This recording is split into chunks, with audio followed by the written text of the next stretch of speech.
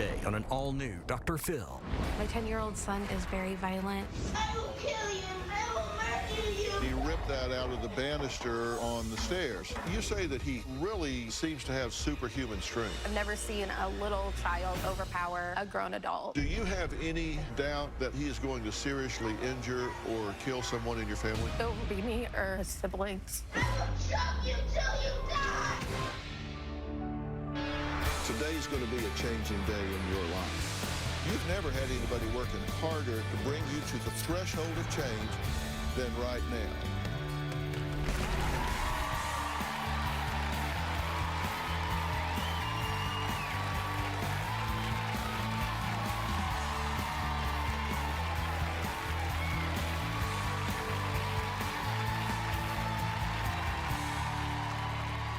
Well, as any parent of young children knows, getting through the day can sometimes be a challenge. But for Alicia, just getting through any given day with her 10-year-old son, Kevin, can be a nightmare with the entire family living in fear of his next outburst. Take a look and you'll see what I mean. Do not hit me anymore. I will kill you. I will murder you. And I will chop off your head. I will stab you in the eyes. I will choke you till you die. It's dinner time. Come on. Come on. We are having dinner. Now stop it. Now, the problem is that can go on for hours, not minutes. Alicia says whenever she tries to discipline Kevin's behavior, things just go from bad to worse. 3, 2, 1. I would rather you didn't do that. That is the third one you have broken. Now please stop. Now, if you're wondering why she would give him a weapon, she didn't give him a weapon. He ripped that out of the banister on the stairs.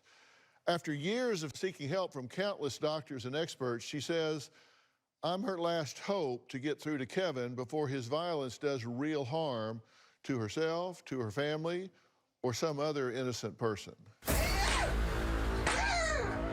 Do not hit me anymore. Why are you so upset? Tell me.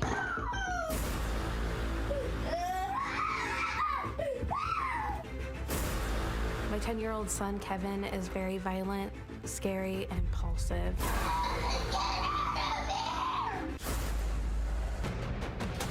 I started noticing things with my son when he was about 2.5. His temper tantrums would last for hours, yelling, screaming, throwing tables, and Liam's. He kicks, punches, slaps me, pulls my hair, has tried to choke me before. Stop hitting me. Well, you being hungry does not give you the right to hit me.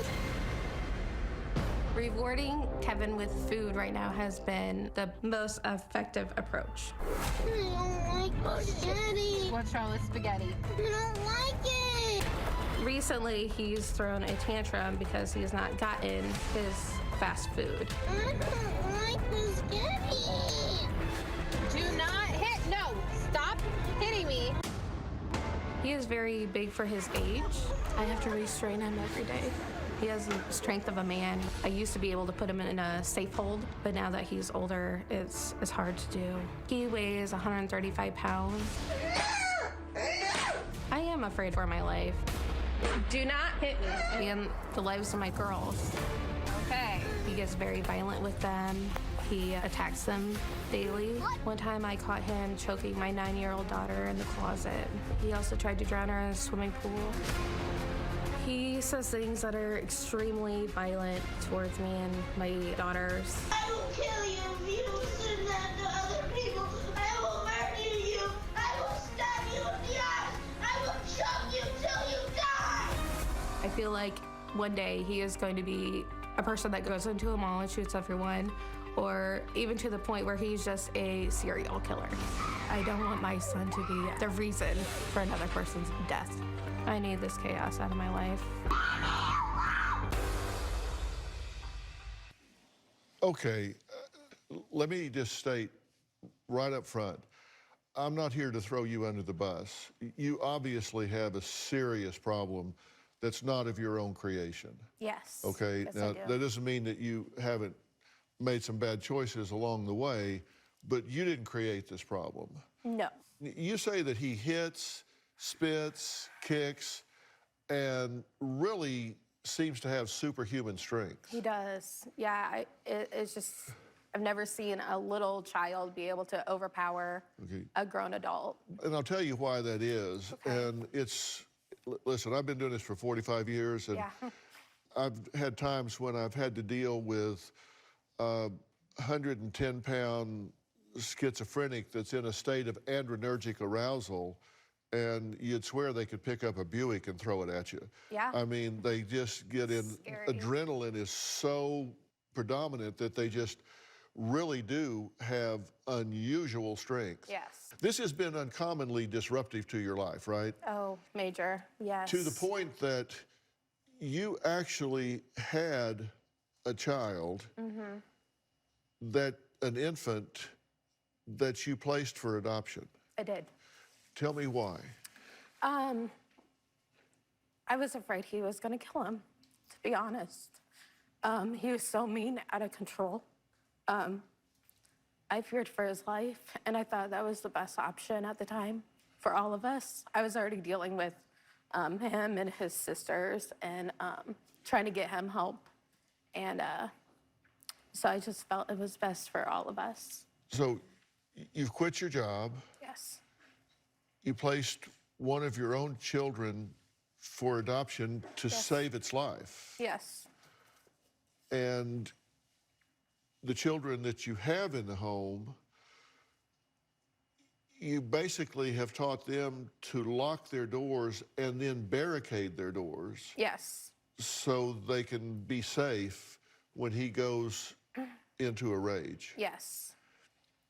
And he's actually broken their door in half, like it's a wood door, and he's actually banged on it and hit it so hard that he split their door in half. That's how strong he gets.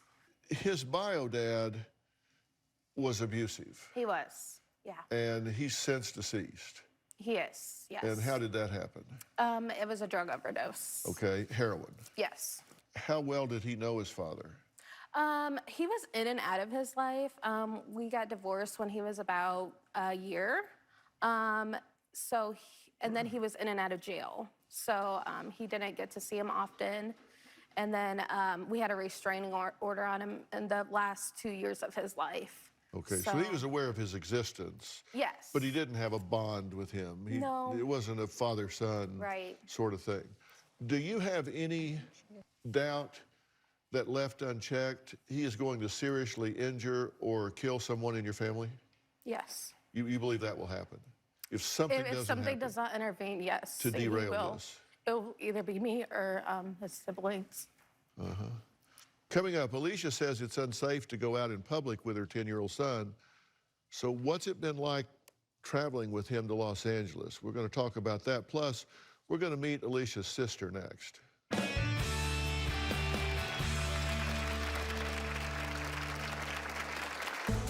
I have been bitten, hit, kicked, and punched by Kevin. He has become very possessive over Alicia in the past year. He needs to know where she's at all the time. And later, I want you to read something that I wrote down This mother will be a yeah, but yes. because I don't think she believes this is fixable. I don't think I said yeah, but that time.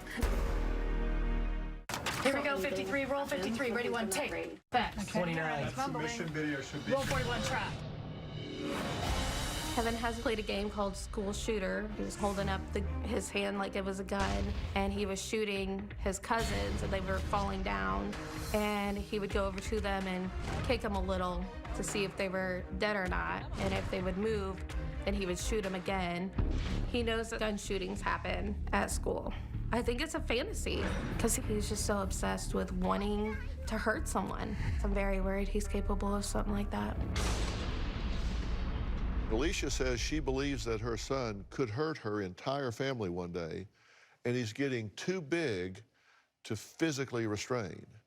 Now, her sisters Angela and Amelia are also frightened of Kevin and can't help control him. They just say it's too much for them to do at this point. Take a look.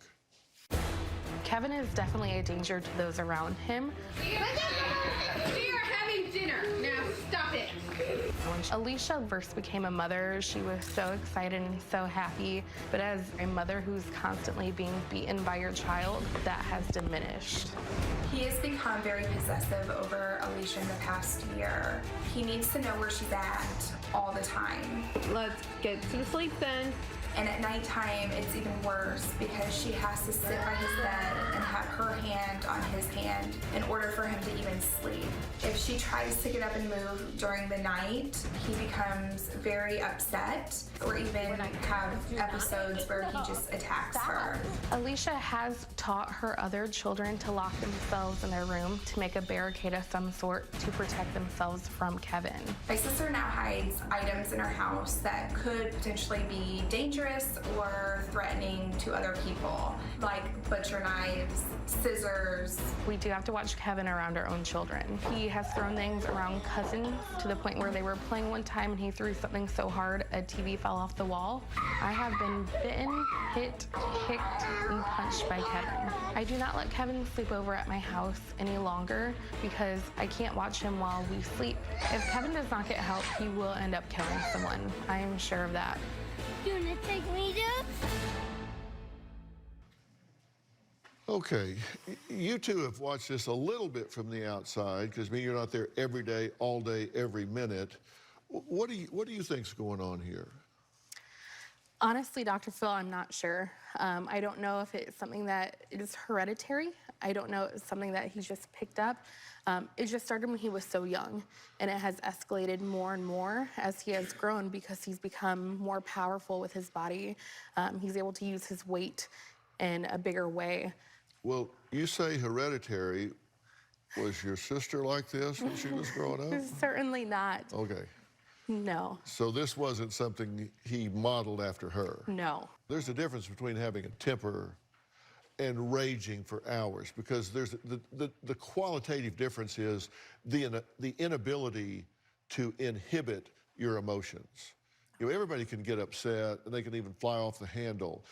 But to maintain this for hours means there's something missing.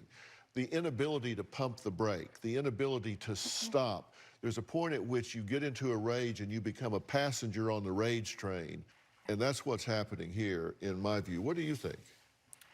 I kind of agree with Angela.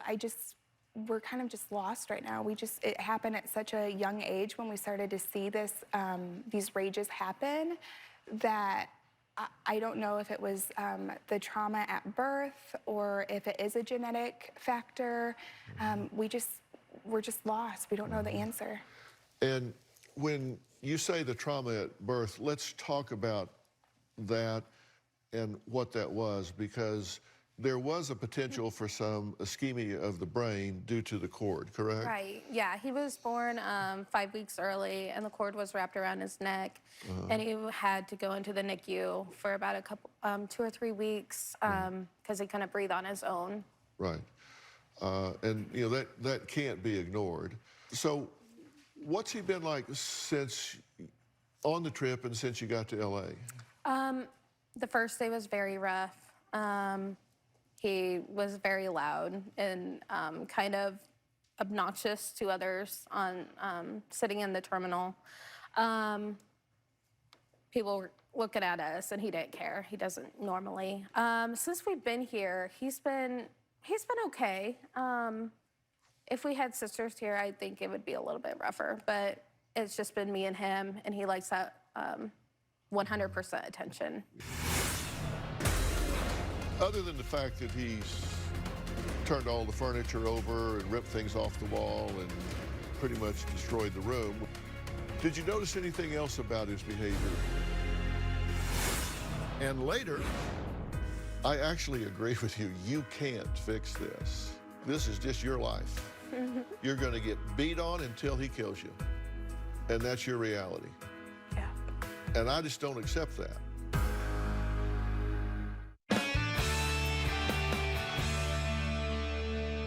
there are times when he's attacked you guys, but then there are times when he goes into a rage that's just kind of not directed, but just general towards the environment. And here's an example of how Kevin behaves when he gets agitated. And this is a video from a church, and this is kind of a rec room in a church. Right. Let's take a look at this behavior. No, don't you dare. Please stop. Please stop.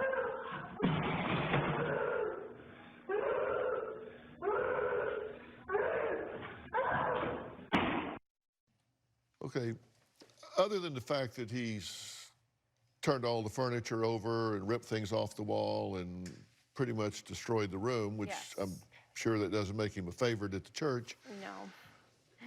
Did you notice anything else about his behavior during that time? I think he was to his worn out stage. He was wearing down at the end. I feel when I see him, like, because I know his emotions. So at that point, I think he was wearing down. A lot of sound. He makes lots of noises while he's in that mode. And did you notice that as he's winding down, and you could see he was physically running out of gas? Yes. But do you notice towards the end of that episode, he started getting into a very rhythmic pattern with his noises? Yes, he does that. Yeah. And that happens on a regular basis, Yes. I suspect. Yes. It gets very rhythmic. And I can tell you that that is a form of self-soothing.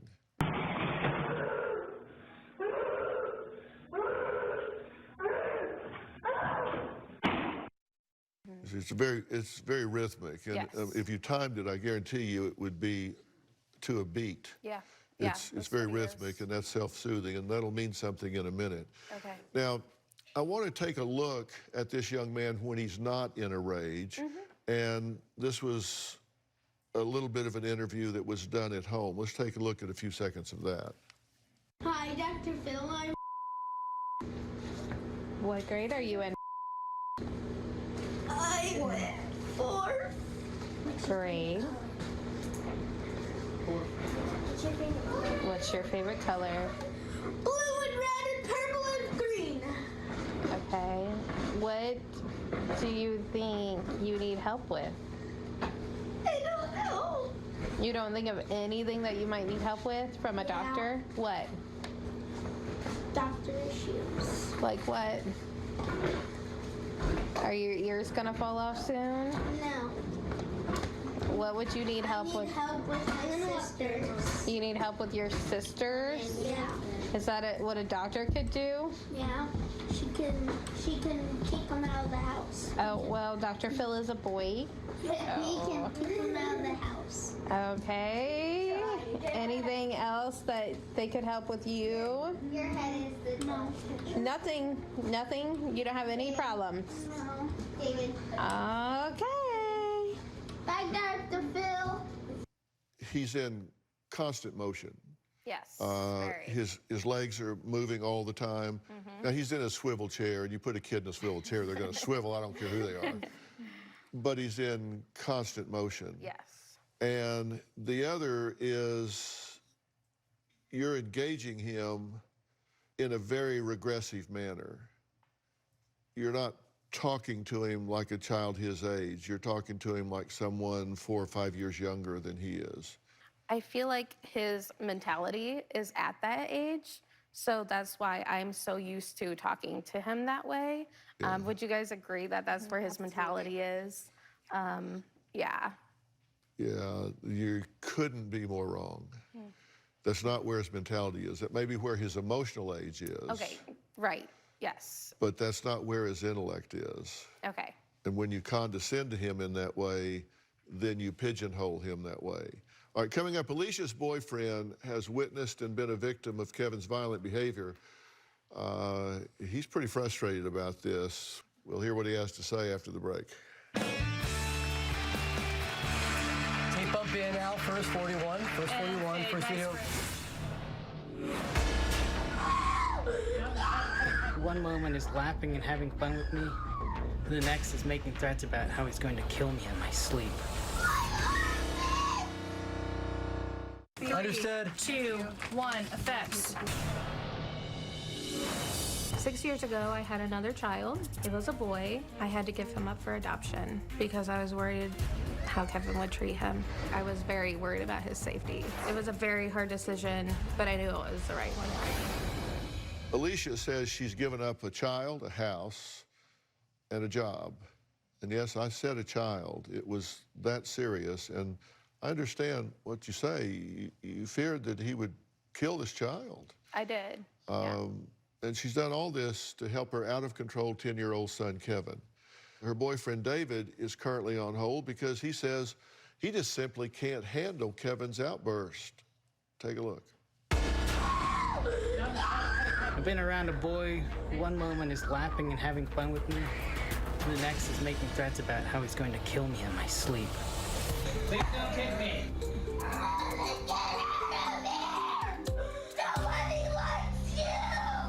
I've never felt so pushed to my limits, so lost. It's like a suffocating force that's put my relationship on hold with Alicia and kept us all from growing closer together. Hey! I fear for his future if he's unable to control his destructive side. I worry that one day it may drive him to do far worse things.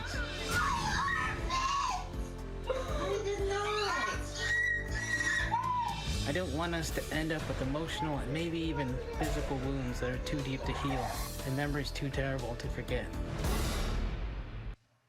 Well, he sounds like a very reasonable guy, and he's just being realistic. So how did we get in this situation? Yeah, I've done a really deep dive into this, and one of the things I've looked at are his past medication records. Kevin has seen several doctors who were giving him various medications, including antipsychotics, since he was 5 years old. And then he was given an anti-anxiety medication. Yeah. Then he was given clonidine. I mean, it's just, you just go through all the different things here, and it's really, if you go through all of these, whether it's something for sleep, antipsychotic, stimulants, they're giving him speed to spool up his neocortex. Now, what happens if you don't have a neocortex that is not operating at full speed, then that will bring it up. But if it is already operating at normal electrical activity and speed, and you give them that, now they're hyperspeeding. Yes. It's like pouring gas on a fire. Right. So you take a child that is already functioning neocortically in a normal fashion, and you start overspeeding their brain. And so now they're like, woo! I mean, that's speed, okay? Then they start giving him a sleep aid and an antipsychotic, which works against this. So you've got polypharmacy where it's just kind of like a witch's brew. You just throw everything in there and mix it around. Yeah. And some of these are canceling out each other.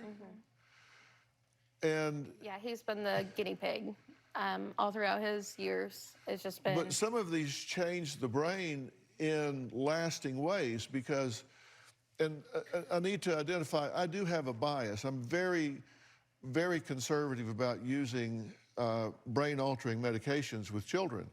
And I believe that you should use these medications only in terms of biochemical replacement therapy. So if a brain is not making something it needs, then you can supplement it for a time until it starts making what it needs to make.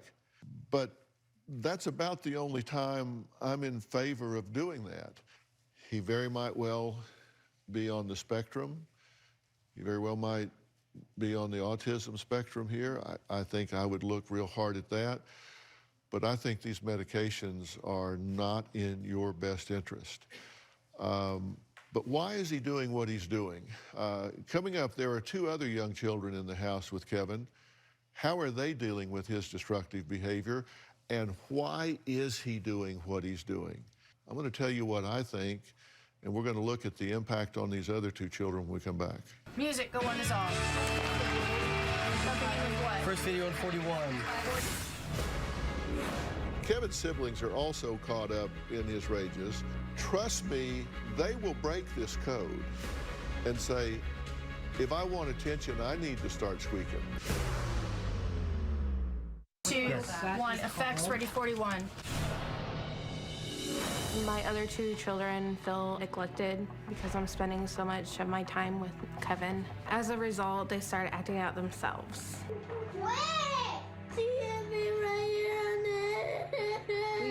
My oldest became very depressed. She has no sense of herself. She refuses to change her clothes. She has very high anxiety. She despises Kevin. She doesn't want him to be around. Okay, you do not need to be hitting people in their face. She has said, I wish he would die. That way we could be a real family. I feel terrible that my children hate each other so much. At this point, he's dominating all the time, effort, energy in the family. Would you agree? Very much. The squeaky wheel gets the grease, and he is squeaking. He is, yes. So they're sitting over there like, what, am I chopped liver? Yeah, it is. And so, trust me, they will break this code and say, I get it.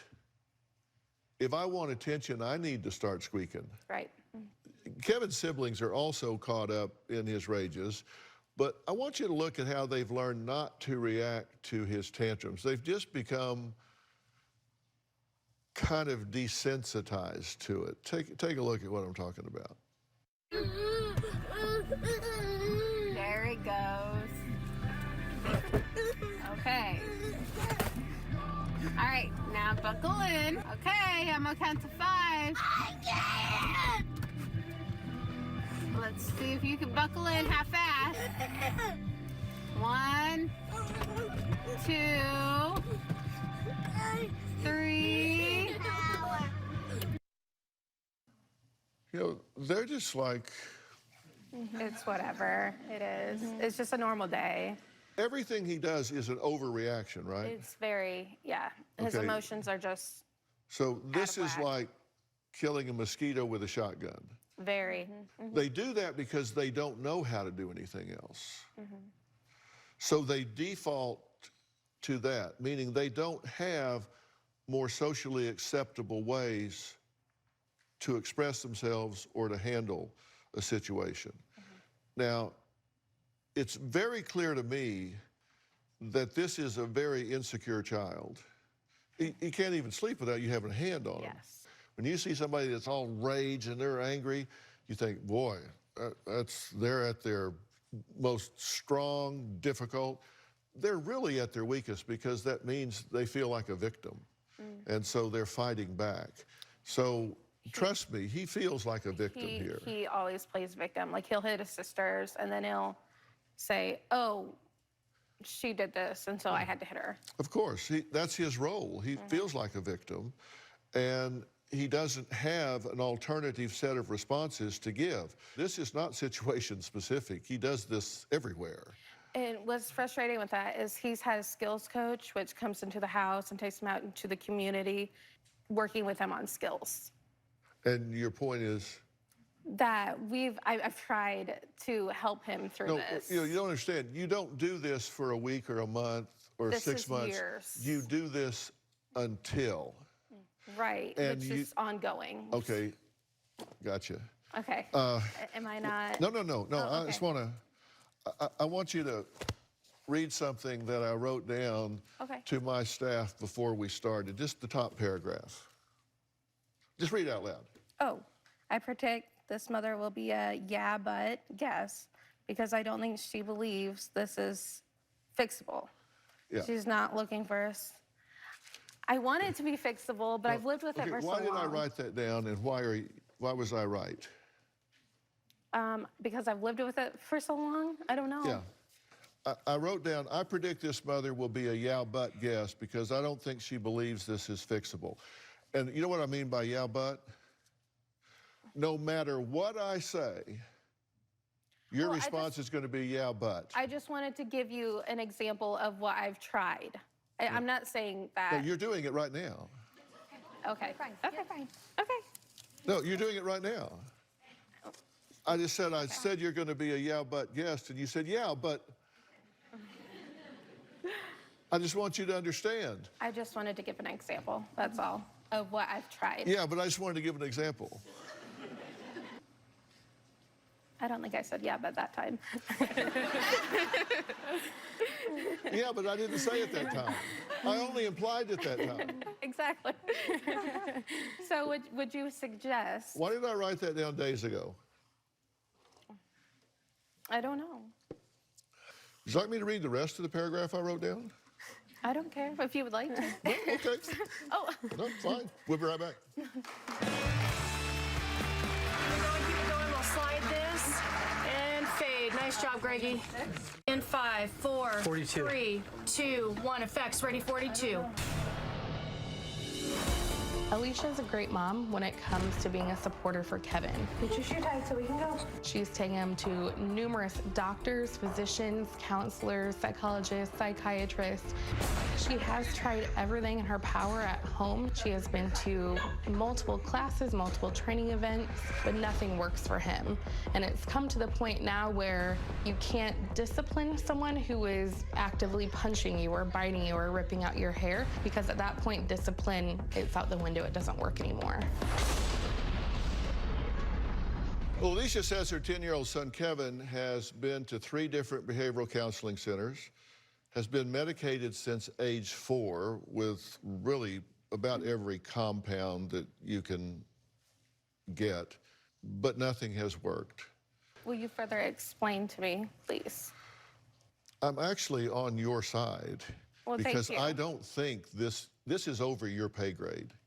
I actually agree with you. You can't fix this. There are neurological components here that you can't love him out of, because this is involuntary. And I said in the beginning, I'm not going to throw you under the bus here because you didn't create this and you can't fix it. I know somebody who can. It is fixable, by the way. Really? Yeah. I'm going to ask Dr. Frank Lawless to join us. Dr. Frank Lawless is the co-founder of the Lawless Peavy Psychoneuroplasticity Center.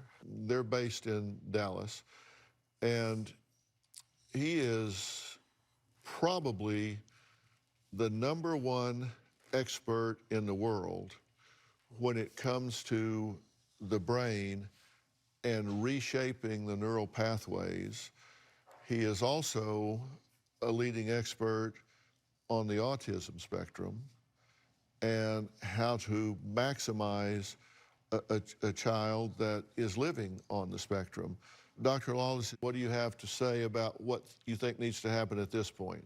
What we need to do is basically create a brain map.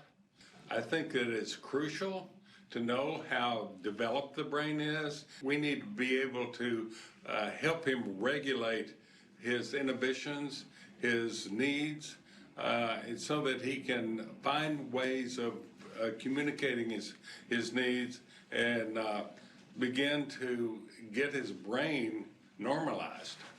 Yeah, and at whatever level it may be, and do you believe that he may very well be somewhere on the autism spectrum?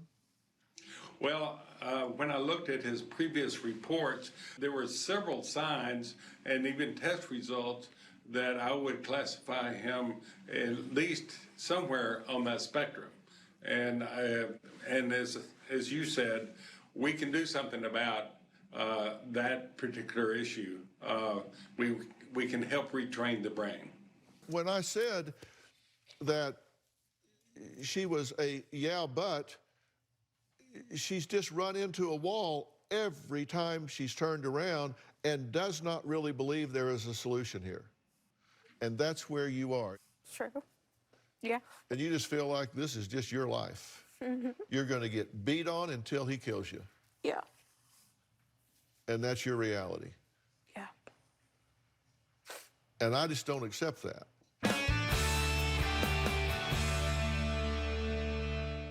You need reinforcements. We're reinforcements. But we come in from a different attitude, and that is we're going to evaluate, get a baseline, and get on a program of reshaping this child's brain. Sounds amazing. And nothing else. I mean, you can get this behavioral coach. This child does need to learn boundaries. Yeah. He does need to learn boundaries. He needs to learn, at some point, we're going to appeal to his greed. That's what you do with kids and teenagers. You appeal to their greed. You teach them you can earn more than you could ever steal. You can earn more than you could ever sneak out the window and get. Right. If you will do what we tell you, you can get more than you could ever cheat to get. So You appeal to their greed. That's what they respond to. right. The little cretins, that's what they respond to. So you take what you've got, but you can't do that with him until he is responding to normal cues, until he's responding to his pleasure centers, respond to the right things. And you can't do that right now because what he's doing is involuntary. It makes He has complete shut sense. down his learning centers. He's shut down the neural pathways that allow him to learn the things he needs to learn. Frank, I think what we need to do is we need to fly this young man to Dallas and have him plan on spending several days there, right? Because we've got to get this brain cleaned up, then we've got to see where he is without those medications, and then we've got to do some brain mapping and then come up with some protocols to start working with him on. That's correct. That's what we need to do right now. Yeah, right now. And so we're going to get this scheduled as quickly as we can. Absolutely. Does this make sense to you? Absolutely, yeah. Are you interested in this Very. help? Oh, yes. Okay. Oh, yes. And you guys support doing this? Absolutely. And his sisters will not comprehend all of this, but trust me, they will be very glad Oh, yeah. Oh, yeah. for this help. Okay? We're going to get this done. Fair enough, Dr. Lawless? Fair enough. We're a team. All right. That's our plan. Okay? Thank you. All right. All right. I want to thank all of my guests today. And as always, a special thanks to Dr. Frank Lawless, chairman of the Dr. Phil Advisory Board and co-founder of the Lawless PNP Center, which is located in Dallas, Texas. People come literally from all over the globe to the PNP Center to do the things that we're going to be doing with you and your son here. You know, I like to read the comments that you guys leave for me on my social media. Here's a fun tweet I saw just a few days ago from Carly. If Dr. Phil ever shaves his mustache, life as we know it will end. If that's true, your life is really sad. But Robin will not let me shave it anytime soon. The only time I ever shaved my mustache was for Oprah, and it was a one-time deal. And within 10 seconds, Robin said, no, you're already growing that back. Stay social with me on Twitter, Facebook, and Instagram, and who knows, I'll read your comment on the air next. We'll see you next time.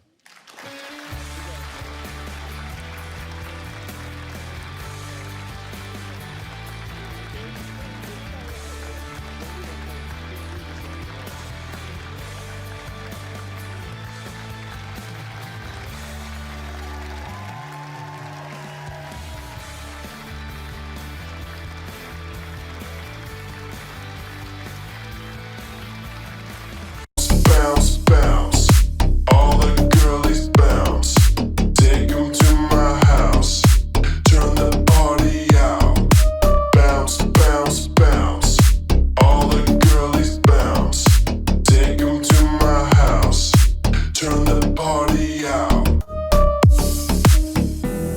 You warned me 1,000 times, memories can kill ya, but I didn't hear ya. I thought that I could fly, but woke up on the asphalt. I swear there was the last time. I've always been naive, call it.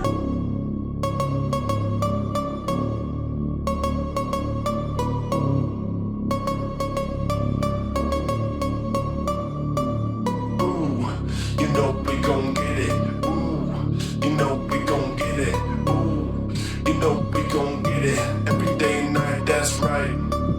Ooh, you know we gon' get it. Ooh, you know we gon' get it. Ooh, you know we gon' get it. Every day and night.